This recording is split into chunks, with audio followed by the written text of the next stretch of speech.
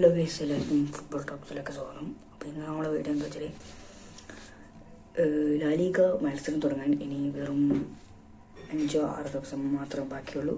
അപ്പോൾ അതിനോടനുബന്ധിച്ചിട്ടുള്ള ഒരു പിച്ചിച്ച് ട്രോഫി എന്ന് പറയുന്നത് അടിക്കാൻ സാധ്യതയുള്ളവരെ ഒന്ന് നോക്കാം. അപ്പോൾ 53% എംബാപ്പെ, 15% ലെവൻഡോവ്സ്കി, 8% വിനീഷ്യസ്, 5% ബെല്ലിംഗം, 5% വേറെ പ്ലെയർ. അപ്പോൾ അങ്ങനെയാണ് നമുക്കിവിടെ കാണാൻ പറ്റുന്നത്. അപ്പോൾ അതോടുകൂടി തന്നെ ഇപ്പോൾ നമ്മൾ ലാലിഗ മത്സരം ഇവിടെ തുടങ്ങാനായി ഇനി കുറച്ച് ദിവസം കൂടിയേ ഉള്ളൂ. അപ്പോൾ ഇനിയും ലാലിഗയുടെ മത്സരങ്ങളുടെ റിപ്പോർട്ട് കിട്ടുന്നതും വരെ എല്ലാവർക്കും ഇനിയും മത്സരങ്ങളുടെ ഒരു ഇത് കിട്ടുന്നതാണ്. ഇപ്പം തന്നെ നമുക്കറിയാം ഓഗസ്റ്റ് 1, 2 അങ്ങനെ പലതരം കളികളായി നടന്നിരുന്നു. അപ്പോൾ അതൊക്കെ ഇതാണ്. അപ്പോൾ അതോടുകൂടി ലാലിഗ മത്സരം തുടങ്ങുന്നതിൻ്റെ കളികൾ നമ്മൾ റിപ്പോർട്ട് ഇടുന്നതാണ്. അതുവരേക്കും എല്ലാവർക്കും ബൈ ബൈ.